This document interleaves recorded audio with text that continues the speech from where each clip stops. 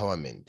So now, as a reminder, again, remember this legislations were actually established by ANC in 1994 after it came into power.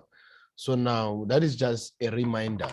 And also remember, we actually checking how this recent legislations, 8 of them, do affect the operation of the business. Remember, the legislations are not limited to this 8 that we are putting under study. There are main legislations, but now the department chose to put this one on your annual teaching plan. Okay, so now, as we said earlier that this Basic Conditions of Employment Act normally gives what the standard conditions or procedures that businesses can actually engage in so as to run their day-to-day operation in a smoother way towards attaining or collecting a lot of profits. And at the end of the day, the business becomes a success. So now,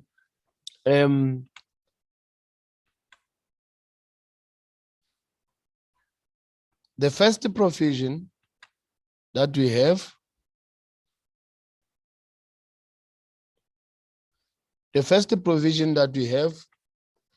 we have hours of work.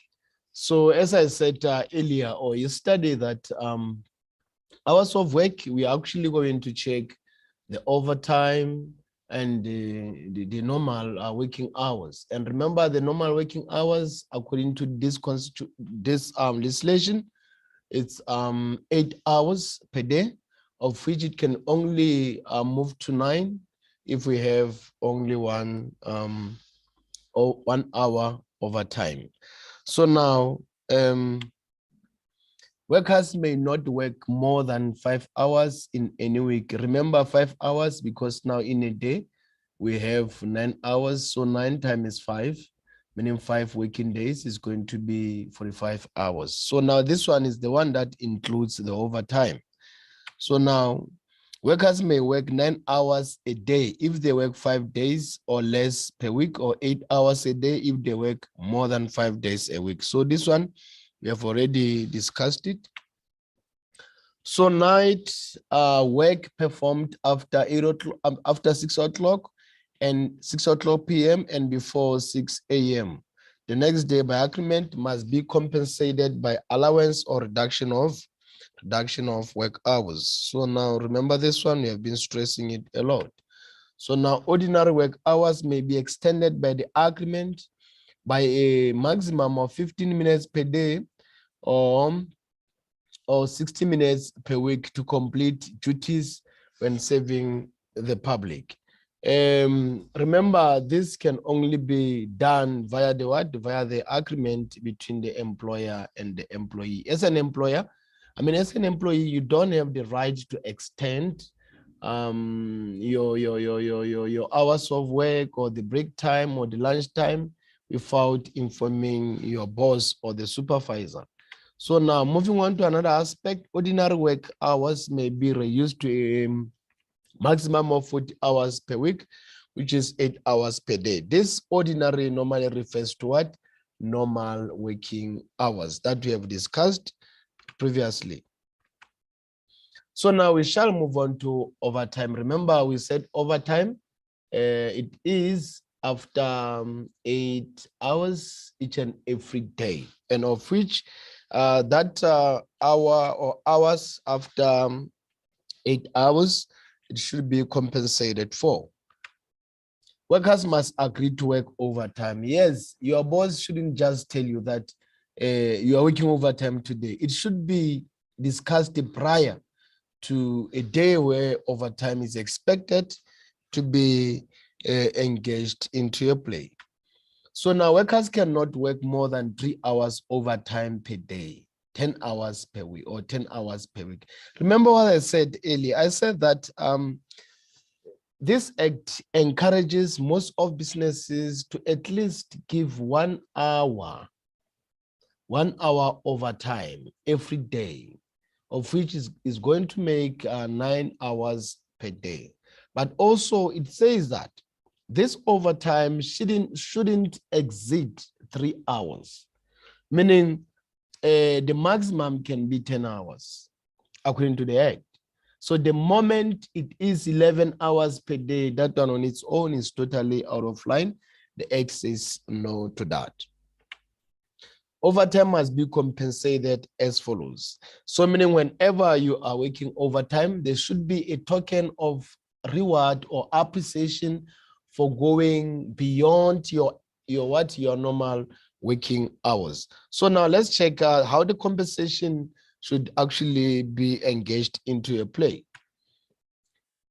1.5 times the normal rate of pay for overtime worked on weekdays as well as Saturdays. So now also double the normal rate of pay for overtime worked on Sundays and public holidays. So meaning Sundays and public holidays, whatsoever the company was offering or is offering for overtime, it should be a double. I'll make an example. If say maybe on Monday or during the course of the week, the overtime compensation say it's 200. So it means that on Sunday and public holidays, it is going to be 400. That's what the statement actually means.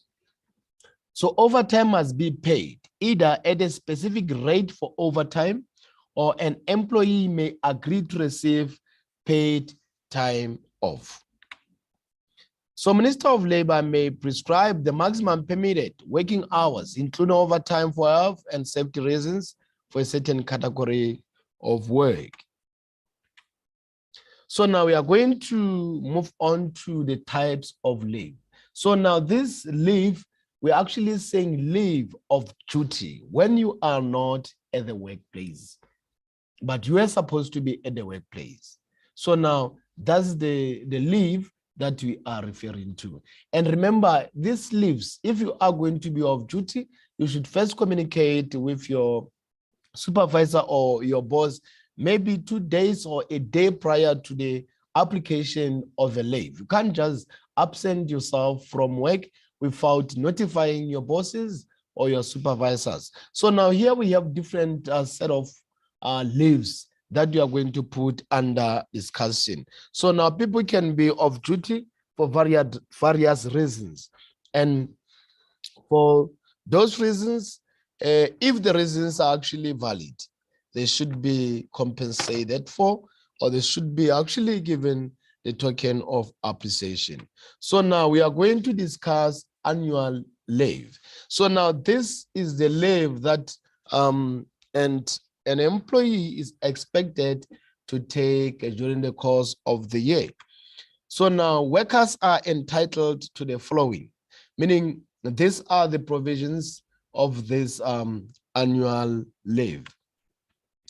21 consecutive days annual leave per year, 1 day for every 17 days worked, or 1 hour for every 17 hours worked. So meaning in a year, each and every employee is entitled to 21 days of duty in the whole year. The whole 12 months, only 21 days a person can actually utilize to be off duty.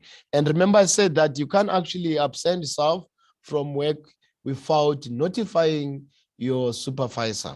So now moving on, an employer can only pay a worker in lieu of leave if that worker leaves the job. So now moving on, we are going to talk of the sick leave.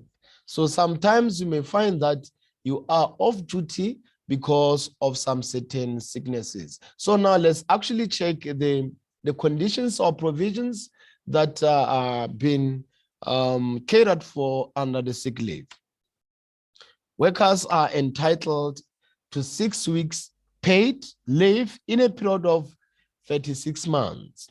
1 day paid sick leave for every 26 days worked during the first 6 months of the employment. A medical certificate may be required before paying an employee who is absent for more than 2 consecutive days, who is frequently absent.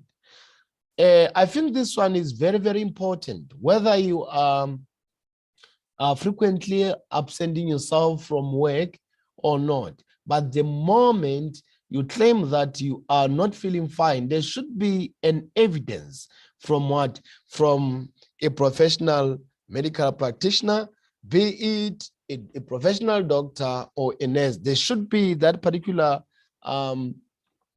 evidence that you didn't come to work because you went to consult due to some certain illness. If you still remember or you haven't seen, most people, the moment they feel lazy to go to work, now they start buying sick leaves. So now companies are now advised to always make a follow-up, to call the institution or the clinic or the hospital that offered you the medical certificate or medical form, because nowadays most people are not transparent in their play. So now we are going to move on to maternity leave. So maternity leave, a pregnant employee is entitled to 4 consecutive months leave. Meaning if you are pregnant, you can be given 4 months of duty, of which those 4 months of duty you'll be getting paid only and only if you did communicate with your employer or your supervisor that I am seeking or I am applying for maternity leave. So I'll be taking 4 months of duty. So moving on, a pregnant employee may not be allowed to perform work that is hazardous to the unborn child. So now remember, there are some duties that are very dangerous. So now as a pregnant person, you are not allowed to work such toxic roles or duties the moment you are pregnant, because that one on its own shall affect your unborn child. The starting date is usually anytime from 4 weeks before the expected date of birth or advice of a doctor or midwife. So now this one of maternity leave, doctors are normally here allowed to give a word to the company or maybe just give a report on your condition when you are going to give birth. And this usually shouldn't be more than 4 weeks. Okay, so now we are also going to move on to another type of leave that is called family responsibility leave. Sometimes you may find that as an employee, you can't make it to work because at home you have a sick child, you have a sick husband, or you have to attend to family issues. So now, even though it can actually be immediate, make sure that you communicate with your employer. So 3 to 5 days paid leave per year on request in the event of the death of the employee's spouse, life partner, parent, adoptive parent, current parent, child, adoptive child, child sibling. So now also this says that the moment you have any death in your family, you are expected to submit the proof that you are experiencing the situation that you are in. So now the business in that regard shall offer out the sick leave form. So an employer may require reasonable proof before granting this leave. Yes, there should be adequate proof. If you're saying that someone died, bring medical what? Bring medical, death certificate. If death certificate is not yet out, make sure that there's a witness of whatsoever death that you are claiming that took place in your household. So male employees are entitled to a maximum of 3 or 5 days paternity leave when his child is born. So now, as a male employee, if your wife is giving birth, you are expected to take 3 to 5 days of duty. So now moving on, we also have meal breaks and rest periods. So now this one also can be a type of leave, of which it should also be catered for by each and every organization or business.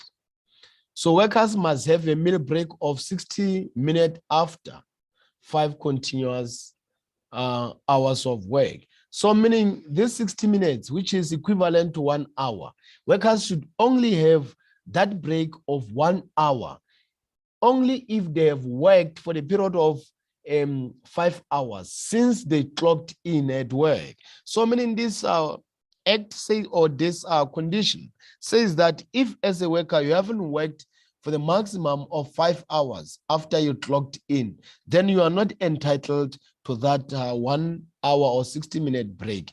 Only if you have worked or performed your roles or duties within the period of 5 hours after you have signed in at the workplace. So this can be reduced to 30 minutes by written agreement when working less than 6 hours per day.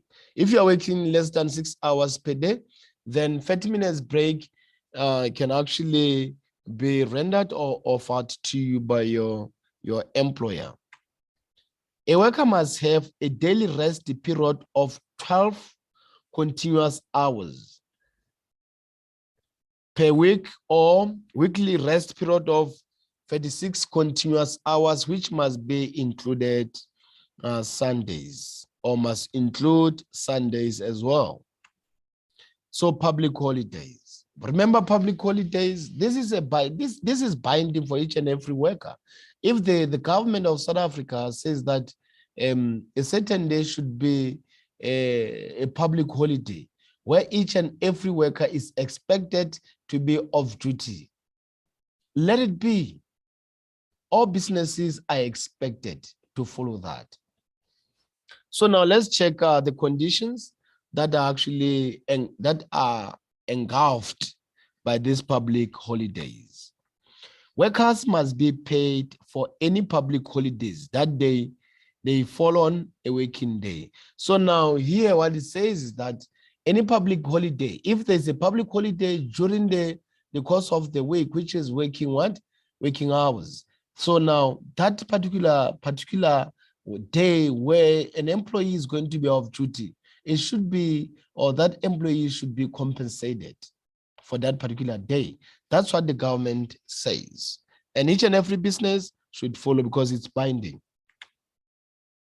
Work on public holidays is by agreement and paid at double the rate. That one we discussed, remember, as well. And we also have termination of employment contract. So a contract of employment may only be terminated following 1 week's notice if the worker has been employed for 6 months or less. So meaning if as a worker you have been working for a certain company for the period of 6 months or less, and then now you want to leave that particular company, make sure that you give a notice of 1 week. Why should you give a notice of 1 week? Because now the company should have to look for your replacement. So now if you give them a notice of 1 week, it means that that 1 week will give them the flexibility to go out and check or recruit someone who can best fit that particular position. Unlike if as an employee you just say, tomorrow I'm no longer coming to work. That one on its own is not good. It's bad both for you and the employer. Because remember, wherever you'll be going, you need what? You will need the references from your employer. So there's no employer who will give you a good reference when you just left without giving them any notice. A minimum of 4 weeks notice must be given if the worker has been employed for a year or longer. So meaning if you have been working for a certain company for at least a year, and then now you are no longer happy, or maybe now you have found a proper company that is offering a proper remuneration compared to your previous company, then you must give a notice of 4 weeks. Notice of 4 weeks. Why? Because your employer should look for someone who is the best fit for the position. So the employee must be given notice in writing. The employee must be given notice in writing. So in short here, also the employer must be given notice in writing. As an employee, you must write a letter to your employer to tell your employer that, and now I am no longer comfortable working for your company because of 1, 2, 3. Or now I'm leaving your company because I am going for greener pastures. So now it should be written in black and white, and also documented inside different set of files. An employee who is retrenched, dismissed for restructuring reasons, is entitled to 1 week severance pay for every year of service. So now let's move on to child and labor force. Child and forced labor. So remember out there are kids who are actually being forced to work when they are not willing and they are not able to work.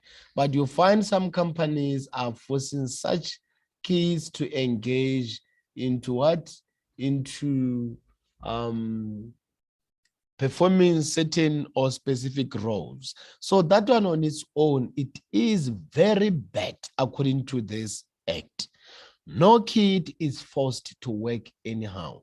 And remember, we in a previous lesson, we discussed the workforce or the economically active population. And we said the economically active population, we refer to the age group between 15 and 64. So meaning whoever is aging less than 15 years of age, that particular person is a child.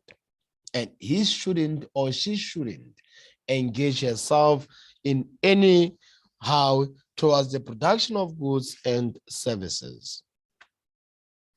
So it is illegal to employ a child younger than 15 of age. We have discussed that.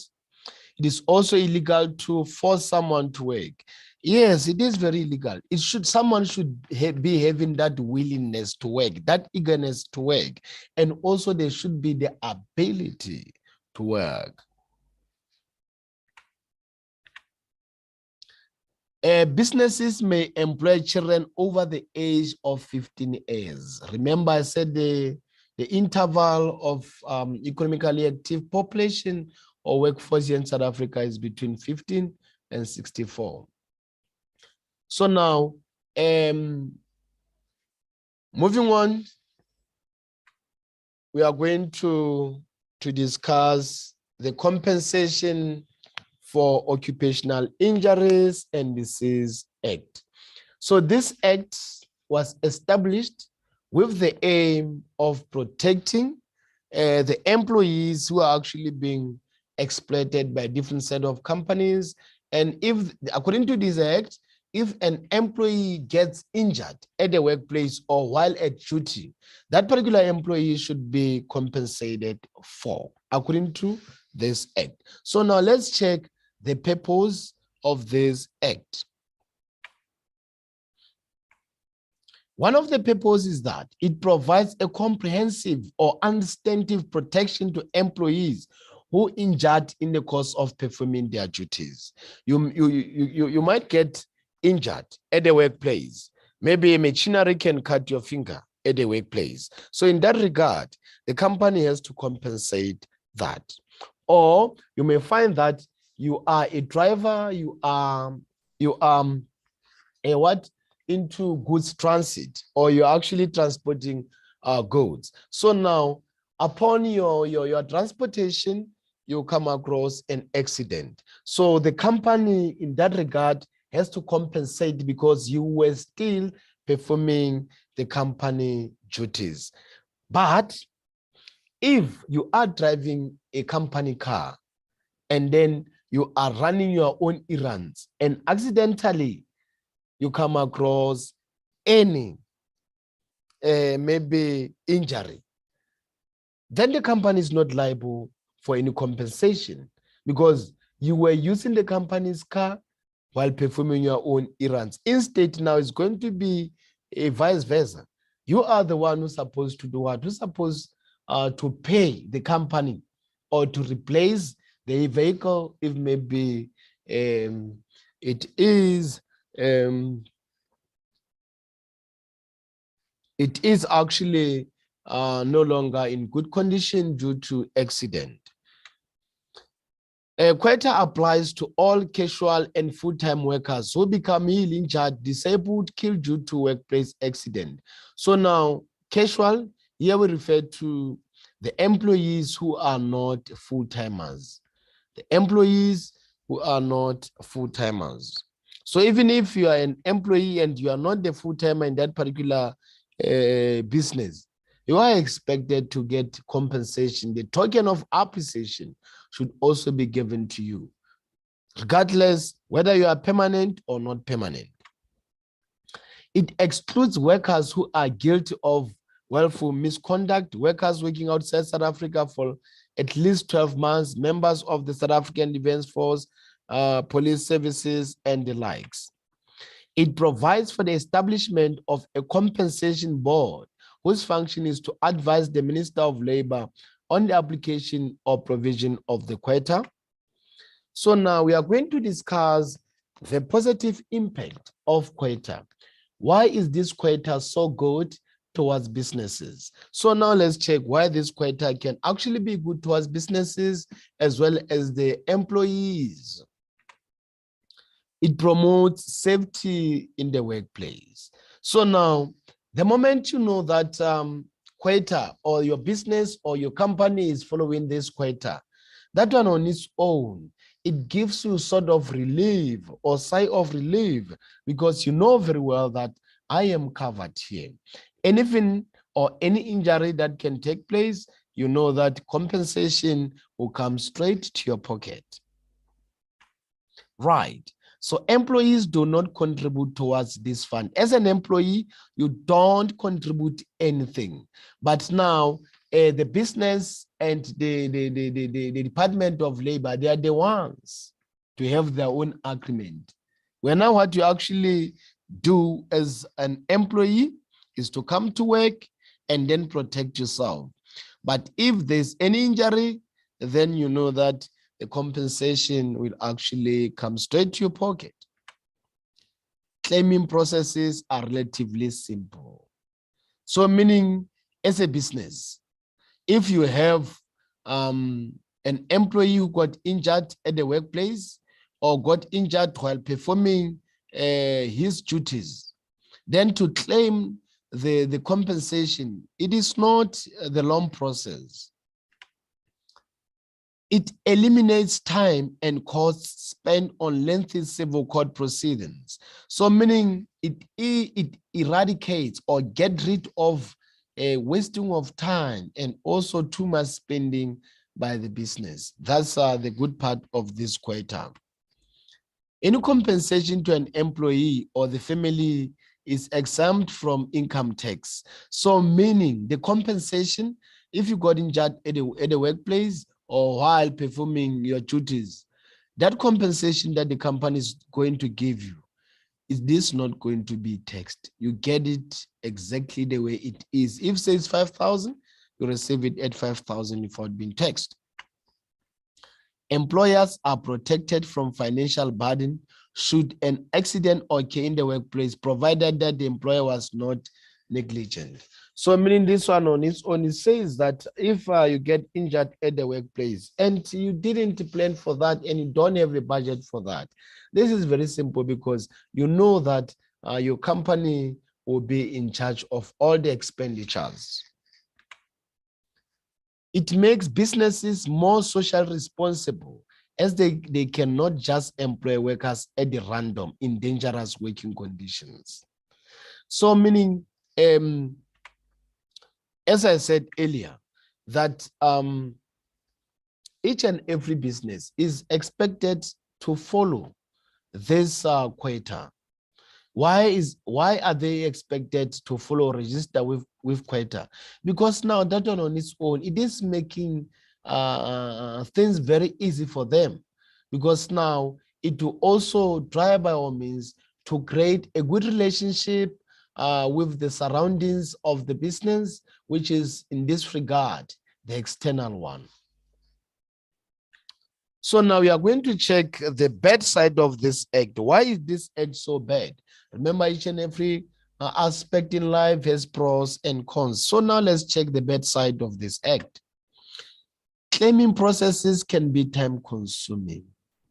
The moment the company submits the reports to the Department of Labor, it is going to take time, because now the compensation won't actually be given the very same day. It will take days.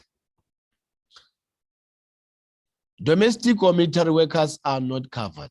If you are a domestic worker or you're one of the military workers, it means this act doesn't cater for you, which is very, very bad and very, very painful. Workers who are temporarily or permanently employed in foreign countries are not covered. So now, if you are working in a country that is not your own country, it means that this act won't cater for you as well. Employers may be forced to pay heavy penalties if they are found guilty of negligence, not enforcing safety measures. So what this act says in short is that as an employer or the supervisor, make sure that your employees are following safety precautions. Avoid carelessness, because now if you do avoid carelessness and your employees are actually following safety precautions, it means that the chances of your employees getting injured are very, very slim. So implementation process or procedures required by the act may be very expensive. Expensive in terms of time and expensive in terms of money. Procedures required by this act may be costly, as paperwork places an extra administrative burden on businesses. There's a lot of paperwork here to be done. And remember, a lot of paperwork, it is somehow very time consuming. So now we're actually going to check the discriminatory reactions according to this act. What the act says no to. So now this act says no to employers who bribe employees from reporting the accident. So you know there are some employers who are very corrupt. The moment they see that one of the employees got injured, they just play bribery instead of following proper protocols. So now this act says no to that. So the act also says no to providing false information about previous or serious accident or occupational diseases. So now don't exaggerate your accidents or injuries. Just report exactly the way it is. Because the moment you exaggerate and then the investigation is being carried and then you are found on the wrong side, compensation is not going to be given to you. So employers, this act says no to employers who do not contribute to the compensation fund. If your employer doesn't contribute the expected amount to the compensation fund of quota, it means that no one is going to be compensated in that particular business once they get injured at the workplace or while performing their duties. So now this act also says no to employers who do not allow claims for injuries or discriminate against injured employees. So now this act says that do not, as an employer, discriminate discriminate your employees, be it according to language, be it according to culture, be it according to race, be it according to gender, be it according to age and the likes. So now this act also says no to employers that take too long to process claims or delay the claiming process. You may find that some of the employers, the employee do submit the form where they show that they are not feeling fine, or they got injured, or they have some certain kind of disease. And now, instead of the employer submitting the claim to Queta, you find that they actually seated on that claim, or they actually seated on that report. So now this act says no to that. As an employer, the moment you receive any report or any claim based on injury or based on any form of a disease from your employees, make sure that you process in a timely manner. So this act also says no to compensation that is set off against any debt of the person entitled to the compensation. So now we are actually going to check the penalties for non-compliance. So now let's check how these businesses that fail to comply with this quota, how they're actually going to be charged. Number one, businesses can be fined for refusing to lodge to a claim.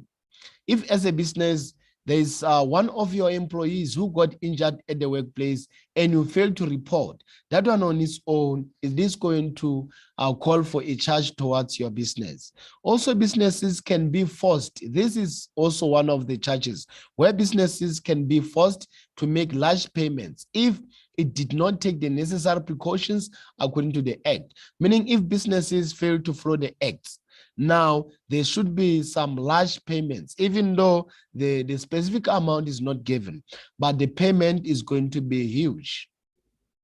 Also, one of the charges can be they may be forced to pay any recovery costs required by the compensation fund. So meaning now they'll also be charged to pay a recovery cost, recovery expenditures. Moving on to another charge, employees may take businesses to court for not registering them with the commissioner of the compensation fund. Remember, each and every employee should be registered with the commissioner of the compensation fund. And also, the business is expected to pay some certain amount to this fund so that if there is any injury or any disease that can take place at the business level, then the business in that regard can straightforward compensate or give a token of appreciation to those who got injured at the workplace or those who got injured while performing their duties. Also, a charge can be that if businesses are found guilty of any misconduct, they will have to pay large penalties or face imprisonment. Meaning if this business are found on the wrong side, the owner of the business or the supervisor of the business might go to jail. Let's check ways in which businesses can comply with the quota. This is what the business says yes to. This is what the quota expectation. So now let's check what quota is expecting businesses to perform. Businesses should provide a healthy or safe working environment. That is why I said earlier that it is mandatory for each and every supervisor or each and every manager to make sure that employees do practice or do follow safety precautions while at the workplace. Businesses should ensure that the premises, equipment, machinery is in a good working conditions on daily basis before employees can even commence their roles in that particular day. There should be checking of the machinery, meaning there should be what we call asset register. Asset register, that's where they'll always register whether the machinery is in a good state or the equipment is in a good state, so that employees can start performing their duties or roles for that particular day. Also, The businesses are expected to register with the compensation commissioner and provide the particulars of the business. As I said earlier, once the business is not registered with this particular body, then they can't be able to pay that fee that they are expected to pay, so that whenever there is any injury or any disease taking place at the workplace, then funds will be released by quota. So now also businesses are expected to report all incidents causing death, injury, illness of employees. Levies must be paid to the compensation fund, meaning charges must be paid to the compensation fund. Remember, this levy is a charge. That particular percentage that businesses are expected to contribute towards the quota, so that if any disease or any injury can actually take place at the workplace, now the act or quota or whoever is in charge or the body in charge won't hesitate to release funds towards those who got injured. Businesses are expected to keep records of employees' income and details of work for 4 years, meaning there should be records of how much each and every employee is rewarded at the end of each and every month, either be a salary or a wage, because there are those people who are casual and they don't get paid salaries but wage. And also there should be a sort of records. But according to this act, records should be in details of 4 years for those employees who have been working for a particular company for a period of 4 years. Some businesses are also expected to submit returns of earnings by no later than 1 March annually. So we are also going to discuss broad-based Black economic empowerment. This should be economic empowerment, not economic employment. That is a typo. Remember this act. This act was established with the aim of improving also the lifestyle of Black people, just like the white people. Remember, before 1994, Black people were somehow disadvantaged. So we have discussed that in previous lessons. So to save time, so now what are the purpose of this act? Broad-based Black economic empowerment. This act enables wealth to be spread more broadly across all population groups, whether you are a colored, whether you are an African, whether you are a white people or white person, wealth should always be spread equally. Remember, if you still remember, one of the major aims of South Africa, according to National Strategic Development Plan, is to reduce the income gap between those who earn too much money and those who earn less money. So now this act also can act as a catalyst towards achieving such set goal by the South African government. Oh, okay, right. Also, the purpose of this act is to outline areas that will give the government a platform for bringing equitable spread of wealth. So now I discussed this one already. So this act allows for the development of codes of good practice. Codes of good practice here, we refer to what? We refer to ethics, code of ethics, and professionalism. So remember, when you talk of code of ethics, we refer to a set of rules and regulations that govern a certain business. And professionalism, we refer to, professionalism is when employees, be it employer as well as employees, being able to follow the set rules of that particular business. Meaning to be professional is actually being able to follow the code of good practice or the code of conduct. Being professional doesn't necessarily mean you should always wear a tie, but also that one is part of it. Okay, so moving on, this broad-based Black economic empowerment, it aims at targeting inequality in the South African economy. Remember, I discussed this. According to the research, there is a wide gap of income inequality here in South Africa. Those who earn, they are earning a lot. And those who are not earning, or those who earn a little, they earn a little. So that one on its own is a challenge to our South African economy.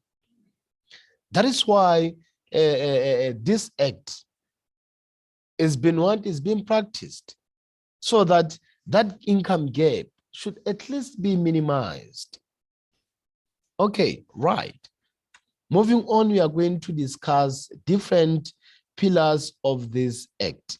So management control. What this act says is that each and every Black person should be given that particular platform also to be among the management or supervisors in a business. Remember, before ANC came into power, most Black people were not given that particular platform to enjoy or occupy a managerial position. This act allows them to occupy the managerial position. Skill development, sorry. So now each and every Black person is allowed as well, according to this act, to be given training so as to enhance different set of skills, be it in-service training or out-service training, as long as that training helps in the enhancement of skills of Black people. Let it be. It should cater for each and every person. So now moving on, we have ownership. Each and every Black person also should be given that platform to own any property, be it land and the likes. Remember, before ANC came into power, Black people were disadvantaged. Those who were owning land were taken from them. So now, according to this act, Black people should also be in the position to own land. Enterprise and supplier development. Black people also should be given that platform to supply or to sell to other businesses. Unlike before, when Black people were not given that platform to sell to any business. They were only meant to be the consumers, to be the buyers of goods and services. But this act says that these people can do more than that. Black people can perform also like white people. They shouldn't only be the consumers or buyers of goods and services. They should also be given a platform to supply to different set of business in the same manner, like white people and other groups. Socio-economic development or social responsibility. So remember, socio-economic issues, we refer to societal issues that can affect the operation of the business. So these societal issues can be crime, can be piracy, and the likes. So now let's go into details. Then we are going to check the implication of management control on businesses, meaning ways at which businesses can comply with management control. Businesses must ensure that transformation is implemented at all levels. Change is implemented at all levels. If there's a change, this change should be implemented at all levels, even in each and every department, not only one department. Appoint Black people in senior executive position to management. Black people also should be CEOs. involve Black people in the decision-making process. Meaning this act says that managers or supervisors should practice democratic leadership style, where employees, whether you are Black, whether you are white, you should be included in a decision-making. So now this one is specifically referring to Black people, that Black people also should be catered for whenever the company members are discussing the way forward of the company. Also, ensure that Black females are represented in management. In management, Black female also should be given that platform, not only male, because this is a diverse country. Businesses score points in both management and ownership when selling more than 25% of the shares to Black investors, so that some of them can become directors. Meaning Black people also should be what? Should be sold shares. Unlike before, when they were not allowed to buy any particular form of business ownership. Due to a shortage of skilled Black managers or directors, some businesses find it difficult to make appointments. Of course, it's what? It's reasonable. Businesses are directly penalized for not implementing this pillar. If as a business you don't implement this pillar, if as a business you don't give Black people also to form part of your managerial positions, then that one on its own, it is going to call for any form of penalty. So let's check ways in which businesses can comply. Okay, we are done. Comply, Black people senior, okay. So now let's check the implications of skill development aspect.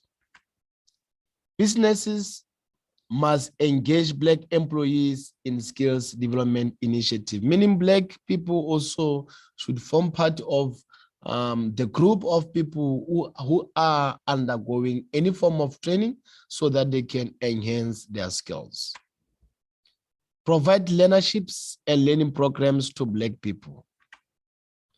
Business must contribute 1% of their payroll to fund the skill development. If you still remember, when we were discussing the Skill Development Act, we said that each and every business is expected to pay 1% of their payroll, and the payroll should be half a million.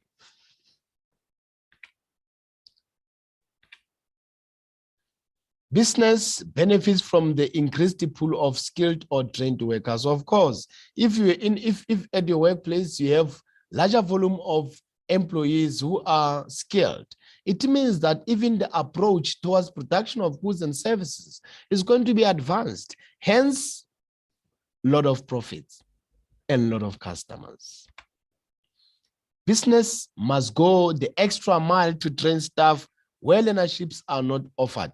So meaning if in a particular business, your business doesn't qualify to take part of Skill Development Act or take part where the employees are given learnerships, it means that the business should go all out to finance the training of the employees. Productivity is compromised as coaches have to find the time to participate in learnerships. So now let's check how businesses can comply with this act. Okay. Yes, this is just a repetition of what we... Okay, let's check the implication of ownership on businesses. Business should include Black people in shareholding partnerships and franchises. Let Black people to own as well. Let Black people to be in possession of assets as well, not only white people. Encourage small Black investors to invest in big companies. Each and every person, regardless of the color of your skin, you are expected, or also you are encouraged to take part when it comes to buying of shares.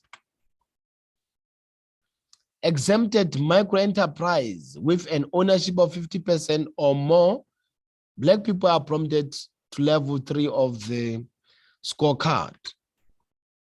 More opportunities are created for Black people to become owners or entrepreneurs. Remember, whenever we talk of an entrepreneur, we talk of a person who is able to combine vectors of production, be it capital, labor, and land, to come up with a profit. And entrepreneurs should be an initiator. An entrepreneur should be someone who is a risk bearer, not scared of taking a risk. Large businesses should form joint ventures with small Black-owned businesses and share business risk. So meaning large businesses are advised to amalgamate with small businesses, not to acquire, but amalgamate, to have joint ventures with small businesses so that they can harmoniously tackle any form of difficulty or difficulties together.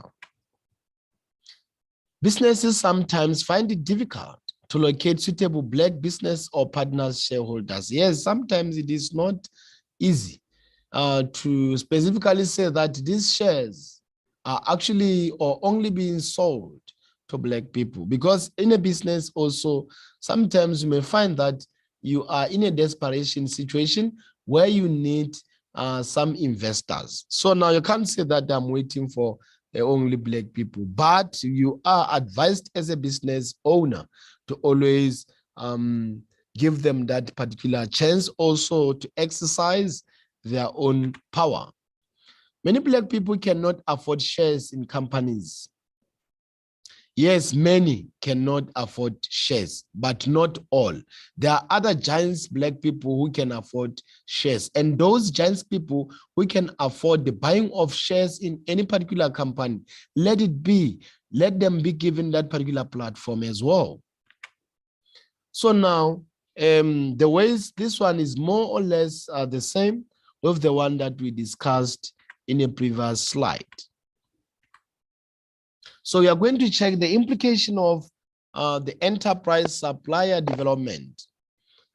So now business must get jobs as enterprise supplier development promotes local manufacturing. As businesses, you are expected to hire at least 2 or 3 people in a community where your business is operating in. Identify Black-owned suppliers that are able to supply goods and services. So Black people also, as I said earlier, they should engage into the supply to other businesses. So now businesses are expected to also check the Black suppliers, not only to concentrate on white business suppliers. Outsource services to suppliers that are broad-based Black economic compliant. So meaning now, also those suppliers should be complying with this act. Businesses are encouraged to invest in small, medium, micro enterprises. SMMEs stands for small, medium, micro enterprises. Develop the business skills of small or Black-owned suppliers, e.g. sales techniques or legal advices. So now this one was, remember, also discussed in a previous slide. So implication of social responsibility or socio-economic development on businesses. Businesses should focus on critical areas which can affect growth and development in a country, or environmental awareness, education, housing, unemployment, and etc. Businesses should distribute scarce CSI resources to selected beneficiaries in the community where it operates. So now we are going to check The positive impact of broad-based Black economic empowerment encourages businesses to address the demands for equity directly. Also provides a variety of business codes to improve employment equity. Also provides for human resources development through training and development. Also, a good Black economic empowerment rating improves the image of the business. Meaning, if the business practices Black economic empowerment in an appropriate manner, that one on its own is going to improve the image of the business, meaning the reputation of the business, meaning the brand of the business will be known. And at the end of the day, you may find that even the business can go global in terms of competition. Fronting is discouraged as it may lead to disqualification of the business entire scorecard and or broad-based Black economic empowerment status. Promotes enterprise development by developing entrepreneurial skills of designated people to start their own businesses. Let's check the negativity of this act. Businesses could experience large financial implications if they do not comply with this. Meaning if the business doesn't comply, they are going to depart with a lot of money, or they are going to part with a lot of money. Processes may lead to corruption, nepotism, if not monitored properly. So now this one was ways. If businesses are not monitored properly, you find that, yes, as Black people in the same manner, you find that also we are not transparent in our dealings. Say, hey, since the act says that we must hire Black people, let me hire my cousin, let me hire my sister, even though you see that they don't qualify, they are not fit to perform that particular task. So the act says that nepotism is not allowed. Don't hire someone who is related to you if they don't qualify. Process and procedures may be costly for a business as there are many legal requirements for scoring enough points to be compliant. Investment or ownership issues can cause unhappiness among existing shareholders or owners. Provides for preferential procurement, so certain businesses may be excluded from supplying goods and services. So now we are going to check discriminatory actions according to this act. So now we shall discuss discriminatory actions according to this act in a next lesson. Up until this far, thank you very much for listening to me when I'm administering this lesson, and also thank you very much for your time and your consideration. May God bless you. Shalom.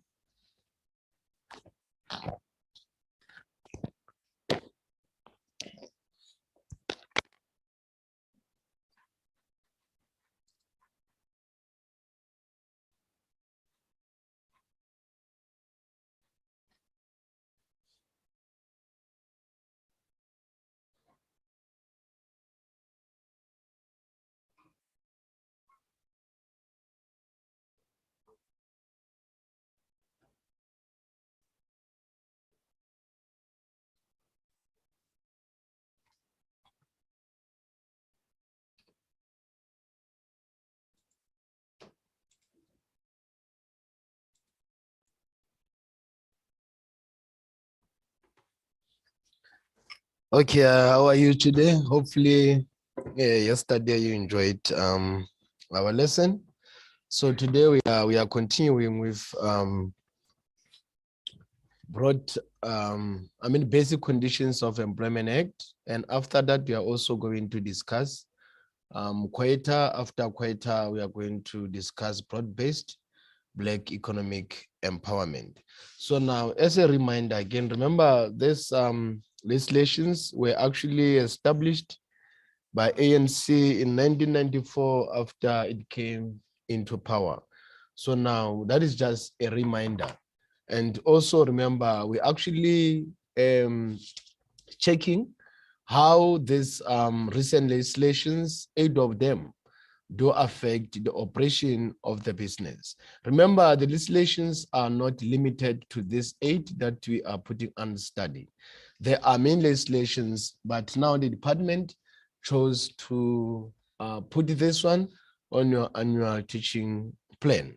Okay, so now, as we said earlier that this basic conditions of Employment Act normally gives what the standard conditions or procedures that businesses can actually engage in so as to run their day-to-day operation in a smoother way towards attaining or collecting a lot of profits. And at the end of the day, the business becomes a success. So now, the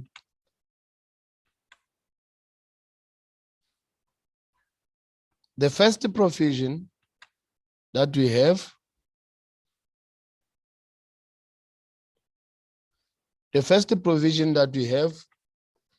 we have hours of work.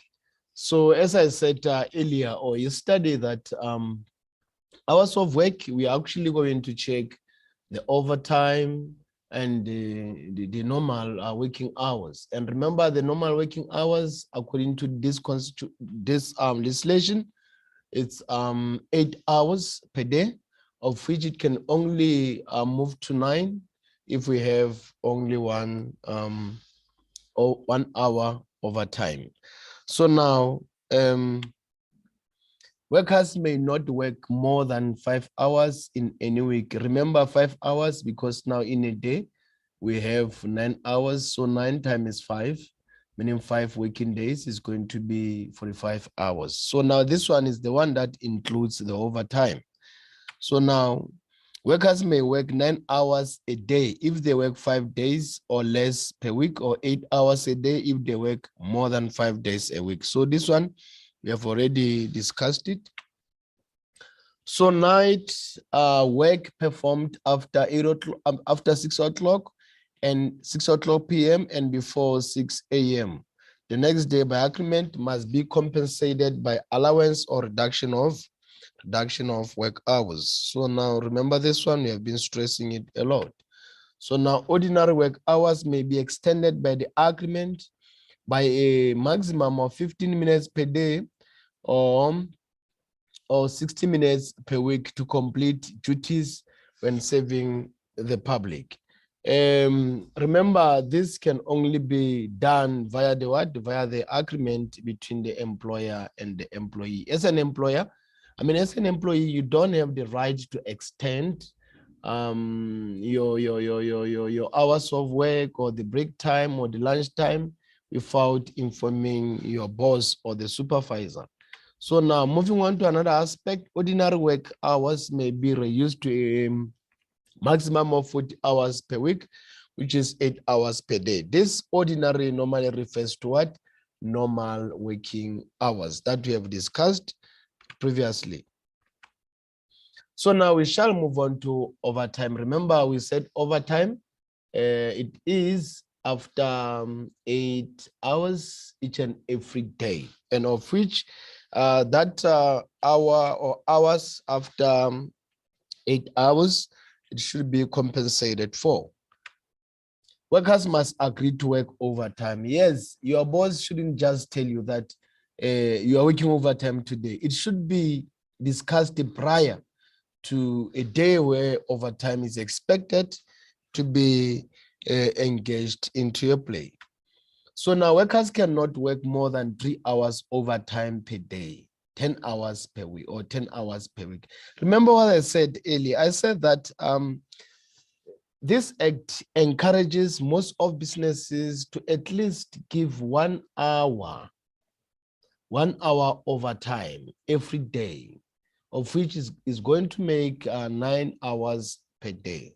But also it says that this overtime shouldn't exceed 3 hours, meaning the maximum can be 10 hours according to the act. So the moment it is 11 hours per day, that one on its own is totally out of line. The X says no to that. Overtime must be compensated as follows.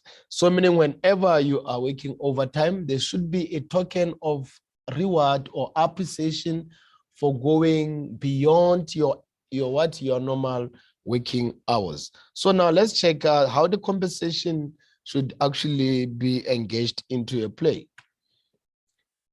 1.5 times the normal rate of pay for overtime worked on weekdays as well as Saturdays. So now also double the normal rate of pay for overtime worked on Sundays and public holidays.